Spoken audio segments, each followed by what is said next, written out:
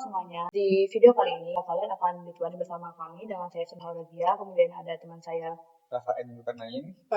Oke, jadi di video podcast kali ini kami akan membahas tentang Organisasi Internasional EA atau International Energy Agency dan keterkaitannya terhadap transisi energi dari batu bara menjadi energi terbarukan. Aren't you all curious about what is International Energy Agency? Here is a quick introduction to it. The International Energy Agency is an international organization which was established in 1974 after the global oil crisis. Its goals or purpose is to help countries gain affordable, reliable, and sustainable energy. International Energy Agency also collect energy data. They do research and they give advice to government pertaining to energy. For more information will be narrated by our guest. Stay tuned. Di sini kita nggak akan sendirian nih guys, kita akan berbincang ringan dengan salah satu narasumber kita, yaitu ada Pak Ade Wahyudi. Jadi Bapak Ade Wahyudi ini adalah dosen di Universitas Pancasila. Beliau itu adalah dosen manajemen bisnis. Selanjutnya mungkin Bapak bisa memperkenalkan diri Bapak. Silakan Bapak. Oke, terima kasih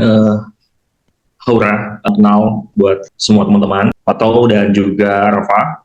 Hai, saya punya latar belakang sebagai dosen di Universitas Pancasila dan saya sudah mengajar kurang lebih 10 tahun di bidang yang sama. Fokus saya terhadap bisnis, terutama pada sumber daya manusia dan juga bisnis internasional. Kesibukan saya sekarang ini memang full benar-benar dosen dan memang saya juga mengajar bukan hanya di Pancasila dan juga saya mengajar di Multimedia Nusantara untuk sementara ini ya. Dan fokus saya lainnya adalah saya masih suka menerima pekerjaan-pekerjaan untuk konsultasi terkait dengan SDM bagi teman-teman saya yang memerlukan. Thank you, Bapak, for honoring our invitation. It's a pleasure to have you here with us. My question is, we know that the International Energy Agency, or the IEA, is one of the most influential organizations in global energy sectors. From an economic perspective, how will you access the IEA's most significant contribution to the world today? In your view or in your perspective, does its impact stem primarily from providing reliable energy data and market analysis, shaping energy policies or influencing the direction of global energy markets? And more broadly, how does the IEA help countries address economic and energy-related challenges in an increasing interconnected world? That is my question. Oke, of course. Dari sisi perspektif ekonomi, memang betul IEA itu punya fungsi yang juga baik buat beberapa negara. Ya, salah satunya adalah fungsi di mana mereka memberikan informasi ya terhadap negara-negara yang memang memerlukan data terkait dengan penyedia energi. Nah, data itulah yang dijadikan sebagai bagian dari pemanfaatan untuk bisa mengambil keputusan bagi kebutuhan masing-masing negara tersebut. Ya, jadi salah satu fungsi utamanya memang betul, mereka merupakan sebuah lembaga penyedia informasi jasa terkait dengan bagaimana energi global, ya, bagaimana kondisi global terkait dengan energi, gitu ya. Juga memberikan sebuah kebijakan terhadap masukan-masukan terhadap negara-negara yang membutuhkan bagaimana dari sisi keamanan energinya, bagaimana transisi energi yang juga diperlukan oleh negara tersebut. Terutama mereka juga dapat memberikan sinyal yang positif ya bagi ataupun market di dunia atau di global terkait dengan pemanfaatan energi tersebut. Nah, ini yang kenapa bisa mempengaruhi bagaimana investor ataupun negara dalam mengambil keputusan ataupun kebijakan dalam melakukan sebuah ekspor maupun impor dari pertumbuhan energi yang ada di global atau yang ada di pasar. Ya, bahwa IEA ini punya fungsi yang baik untuk kebutuhan di setiap negara, apalagi buat negara-negara seperti kita Indonesia. Itu yang negara juga berkembang, yang juga punya potensi dalam melakukan pemanfaatan ekspor yang memang tidak mencukupi dari sisi penggunaan ataupun pasar yang ada di Indonesia sendiri. Sehingga kemampuan untuk bisa menganalisis data dari IEA itu merupakan bagian yang sangat penting buat kita sebagai pelaku bisnis pemanfaatan energi tersebut. Gitu. Nah, jadi kami pernah baca Pak, kalau IEA itu punya kekuatan di bidang data dan analisis energi global, dan pengaruhnya ini sangat besar terhadap kebijakan banyak negara. Jadi menurut Bapak pribadi, apa kelebihan di sisi lain, apa kelemahan IEA yang paling terlihat, terutama dari sudut ekonomi ataupun pembiayaan? Oke, thank you Rafa. Jadi benar memang bahwa IEA ini menyediakan sinyal, ya, istilahnya tuh sinyal, berarti data. Jadi data yang diberikan itu merupakan alat untuk kita analisis pemanfaatan untuk mengambil sebuah keputusan. Tapi memang IEA tidak mendorong sebuah kebijakan di satu negara tertentu, karena setiap negara punya cara untuk bisa menganalisis apakah pemanfaatan itu bersifat positif atau negatif untuk negaranya. Sehingga terkait dengan penggunaan data ini ataupun hasil yang juga diberikan atau yang diberikan kepada banyak negara atas pemanfaatan dari data IEA, ini dianggap memiliki kredibilitas yang tinggi. Sehingga itu yang dapat mempengaruhi sebuah kebijakan dari investor maupun pemerintah. Jadi karena kredibilitas yang tinggi itulah kenapa pemanfaatan data dari IEA dapat mendukung kebijakan dari suatu negara ataupun investasi organisasi atau perusahaan di dalam suatu negara tersebut. Jadi betul. Nah, kalau dari sisi kelemahannya, karena dia tidak bisa memiliki kekuatan memaksa, dan dia hanya memberikan sebuah informasi terhadap penggunaan data dan sinyal dari yang ada di pasar. Sehingga potensi itu yang kenapa setiap negara mereka ambigu dalam mengambil sebuah keputusan, ya, karena ada kepentingan misalnya di dalam politiknya dan lain sebagainya. Nah, itu yang kenapa bisa saja terjadi adanya bias terhadap potensi tersebut. Nah, itu yang menjadi kelemahan. Nah, lagi-lagi memang perlu adanya pemerhatian terhadap keterbatasan dari pembiayaan negara-negara yang memang dianggap punya potensi dalam penggunaan data tersebut. Apalagi kita tahu kalau Indonesia salah satu negara yang melakukan ekspor energi yang cukup banyak, terutama pada minyak ya. Ya kecuali yang sekarang ini kan yang kita energi rata-rata bahan baku ya, rata-rata misalnya nikel gitu, batu bara gitu, sedangkan minyak mentah sendiri kita masih melakukan ekspor. Nah ini harusnya bagi negara kita bisa melakukan pemanfaatan dari sumber sinyal pasar. Jadi ya bisa kapan sih waktunya ekspor, kapan sih waktunya impor gitu ya, supaya tujuannya adalah untuk bisa mendapatkan harga terbaik gitu di pasar energi gitu ya. Oke, hari ini kita bensin naik lagi kan. Iya Pak. Itu Hari Pak. ini kita bensin naik lagi loh. Saya harus sering-sering naiknya angkutan umum nih kalau kayak gini.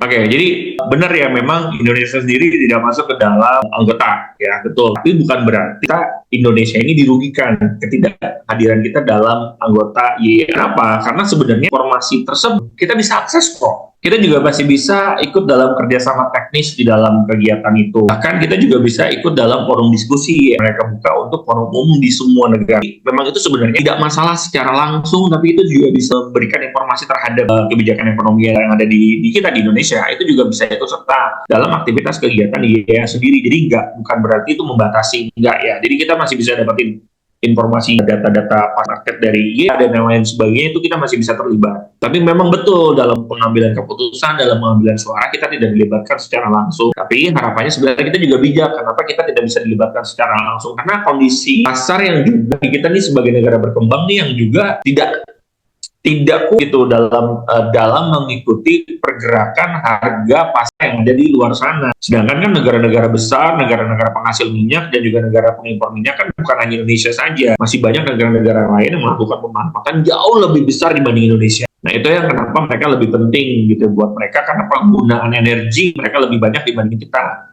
Dan juga kita juga perlu perhatiin sebenarnya pendapatan per kapita kita, ya kebutuhan listrik dalam penggunaan energi di Indonesia, ketergantungan terhadap batu bara. Sebenarnya ini juga kita masih dalam konteks yang labil, yang dinamis, sehingga itu yang kenapa kita juga tidak bisa tutup mata gitu dengan keadaan IEA, dan kita juga harus coba untuk secara mandiri membuat sebuah kebijakan untuk terus tetap mengedepankan hasil yang jauh lebih baik. Itu sebenarnya fokusnya. Tapi bukan karena keanggotaan tidak terlibat, tapi lebih kepada pemanfaatan energinya dan juga sesuai dengan kebijakan pemerintah dan mendorong kebutuhan-kebutuhan masyarakat di masa sekarang dan juga masa depan sebenarnya gitu. Karena potensi penggunaan energi itu kan bukan masa lalu tapi masa depan. Rencana apa yang negara butuhkan untuk memenuhi kebutuhan energi di negaranya itu sendiri untuk 5 tahun ke depan, 10 tahun ke depan, bahkan 20 tahun ke depan. Itu yang perlu penting sih buat Indonesia untuk bisa menerapkan kebijakan pemanfaatan energi yang lebih baik daripada yang sekarang ataupun saat ini dijalankan. Kita juga masih harus tahu bagaimana 10 bahkan 20 tahun ke depan apa yang mau diambil oleh Indonesia terhadap kebijakan pakan energi. Jadi tidak tergantung pada informasi yang juga mungkin sebagai keanggotaan yang ada di IEA itu. Karena kan ada batasan-batasannya ya gitu. Oke, selanjutnya kalian juga penasaran nggak sih sebenarnya IEA sama OPEC itu sama atau beda sih? Karena kan IEA sama OPEC itu sama-sama organisasi yang berfokusnya itu pada energi dan minyak ya. For more further info, ayo kita simak narasumber. Oke, selanjutnya kami mau nanya nih Pak. Jadi kan kita yang bukan mahasiswa, mungkin kayak masyarakat awam itu kan kadang masih sering bingung gitu antara IEA sama OPEC. Kan mereka berdua itu sama-sama organisasi yang fokus ke energi ataupun minyak ya Pak. Jadi di sini saya mau tanya, apa sih perbedaan antara IEA sama OPEC itu sendiri? Lalu apakah perbedaan ini berdampak pada harga energi dan juga ada biaya transisi energi untuk Indonesia gitu Pak? Jadi memang jelas ini peruntukannya berbeda, perspektifnya juga berbeda. Jadi benar, kalau misalnya OPEC mewakili negara produsen itu betul, karena memang itu adalah untuk kepentingan negara pengekspor minyak. Berarti mereka diperuntukkan untuk organisasi negara-negara yang menghasilkan minyak paling besar di dunia. Oke, jadi dia kalau misalnya ada banyak produsen minyak, maka OPEC impact besar di negara tersebut. Keperuntukannya mewakili negara tersebut itu cukup besar. Sedangkan kalau IEA ini adalah perspektifnya atau mewakili dari sisi konsumen. Siapa itu sisi konsumen? Negara impor minyak. Jadi mereka bisa melihat data-data terkait dengan kebutuhan masyarakat terhadap penggunaan energi tersebut. Gitu. Jadi kalau misalnya mereka dilihat dari sisi pemanfaatan, yang satu buat negara pengekspor, yang satu lagi untuk negara pengimpor. Dan bagi kita sebenarnya ini juga bisa mempengaruhi terhadap bagaimana harga minyak melalui kebijakan produksi itu dari sisi OPEC, gitu ya. Dari sisi misalnya distribusi terpengaruh karena adanya pengiriman, itu yang juga menghambat, itu juga salah satu dari sisi OPEC. Apakah juga bisa dari sisi IEA, Pak? Bisa, karena harga pasarnya dianggap terlalu lambat dalam melakukan sebuah pengiriman barang sehingga tidak dapat dimaksimalkan dalam konteks pemanfaatan energi misalnya kan gitu. Sehingga apa nih yang mempengaruhi kita nih dari data-data tersebut?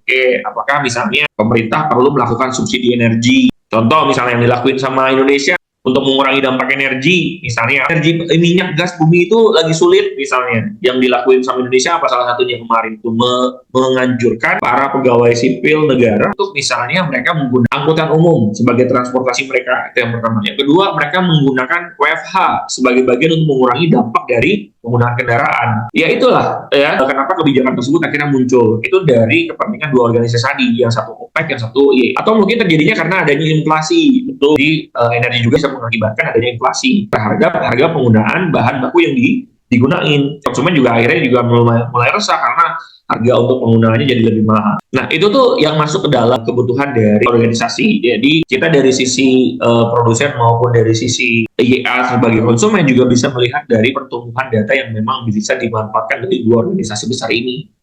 Oke teman-teman, tadi kita sudah bahas tentang pengertian dari IEA dan juga perbedaan antara IEA dengan OPEC.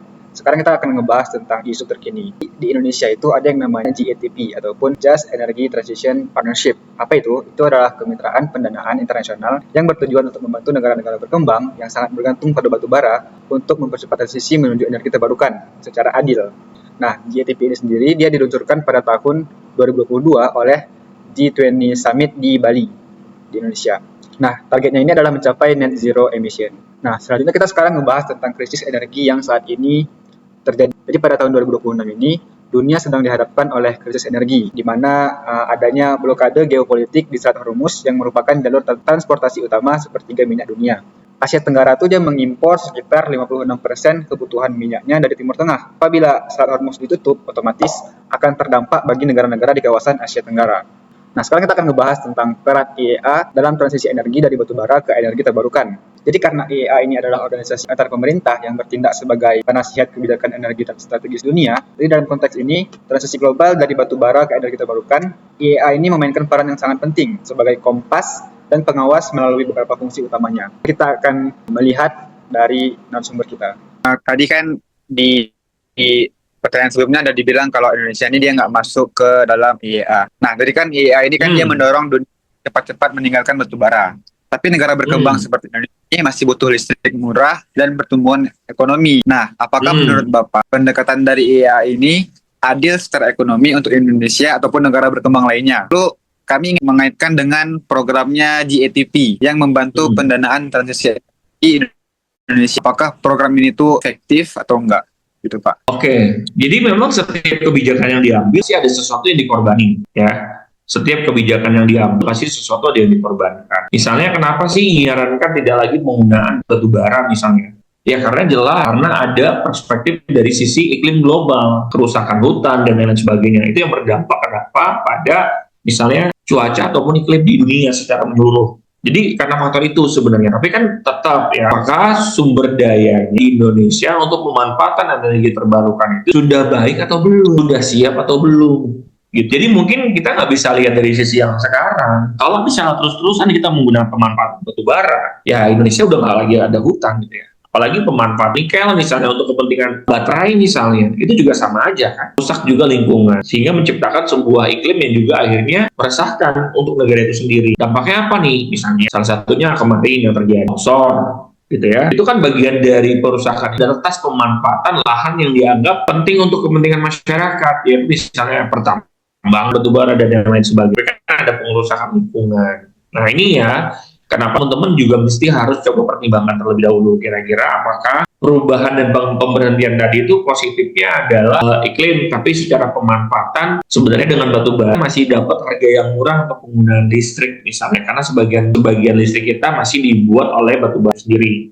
Tapi kalau misalnya ternyata batu baranya udah di stop, misalnya gitu, berusaha beralih ke dalam energi terbarukan, maka kita sebagai negara berkembang sudah siap untuk melakukan pemanfaatan itu. Masalahnya masyarakat kita kan juga banyak yang masih dalam kondisi pendidikan yang juga rendah ya.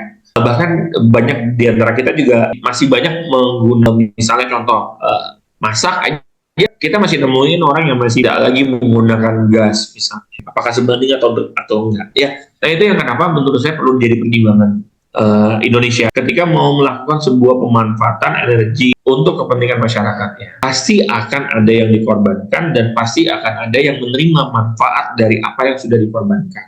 Jadi kebijakan ini hanya tinggal mau mana nih, gitu ya. Ya harapannya sih ke depannya Indonesia udah nggak lagi menggunakan itu ya, nggak lagi gali-gali lubang, nggak lagi menggunakan energi fosil sebagai bahan baku gitu ya. Mudah-mudahan sih ke depannya pasti banyak inovasi-inovasi yang dihasilkan dari badan riset. Semoga kita nih sebagai masyarakat atau mungkin nanti anak cucu kita bisa mendapatkan energi yang jauh lebih baik dari yang sekarang gitu ya. Soalnya kan memang pasti ada soal keadilan ekonomi di dalamnya, pasti akan ada soal transisi energi yang butuh biaya yang besar di dalamnya, gitu ya. Ya, apakah GP dianggap efektif? Ya, kalau bicara efektif ya kita harus melihat dari implementasi kan. Justru kita melihatnya dari implementasi. Kalau dari sisi implementasi kan GP juga nggak bisa kayak kita ngebalikin tangan gini aja gitu kan, nggak bisa cepet juga. Tantangannya justru berat gitu kan. Misalnya apa? Penggunaan dananya. Apakah dananya Indonesia tuh cepat atau enggak untuk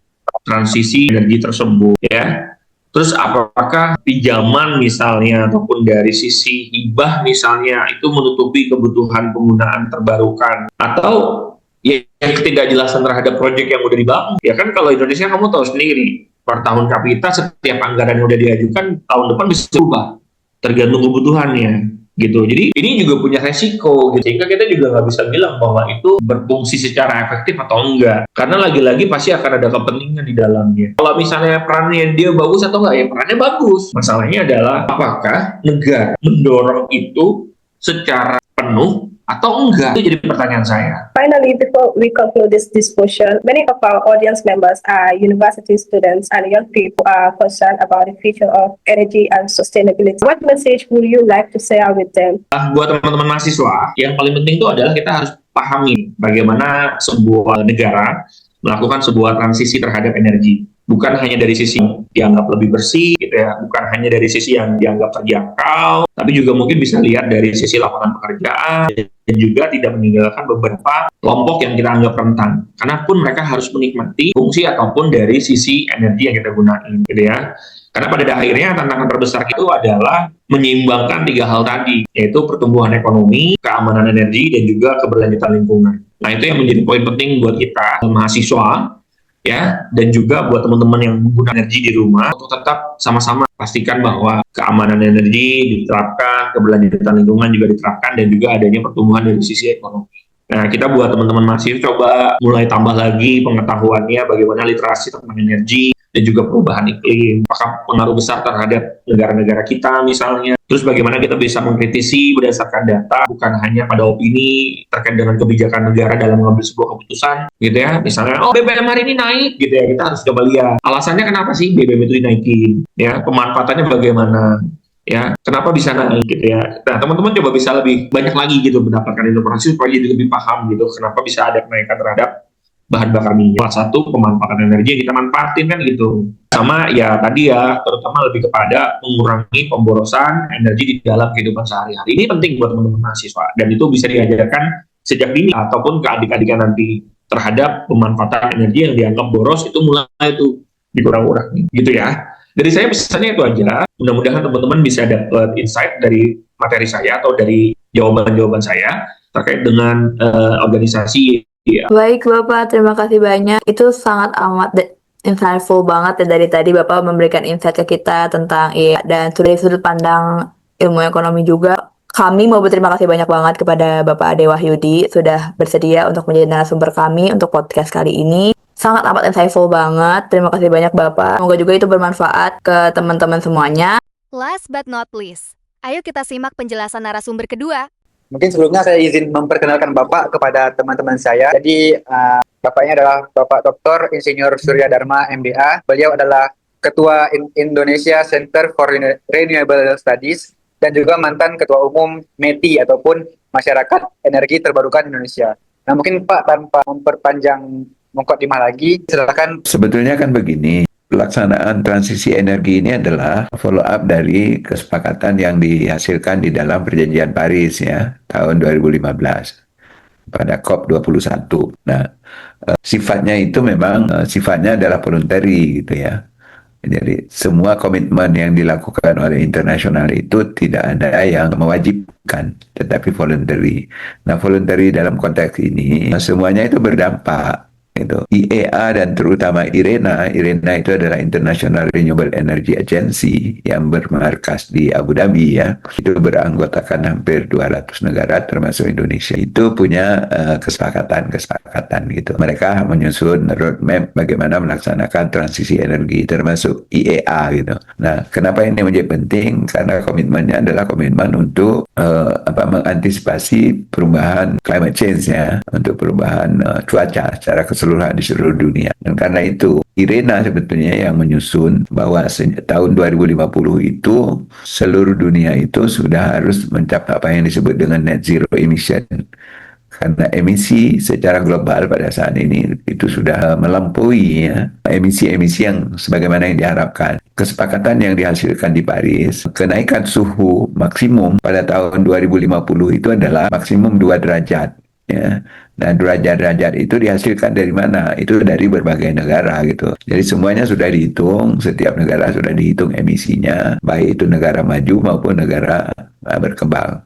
Dan sebagian besar negara-negara ini punya komitmen untuk menjaga agar kenaikan suhu itu tidak lebih dari 2 derajat pada tahun 2050. Dan itu hanya bisa dilakukan kalau setiap negara juga komit untuk menurunkan emisi dari masing-masing negara, termasuk Indonesia. Nah, karena itu Indonesia itu juga sudah membuat target untuk mencapai net zero emission, tetapi bukan tahun 2050, karena 2050 kalau itu diharapkan terpenuhi, maka Indonesia tidak sanggup, kira-kira begitu. Nah, karena itu Indonesia itu menyampaikan komitmennya akan mencapai net zero emission itu pada tahun 2060.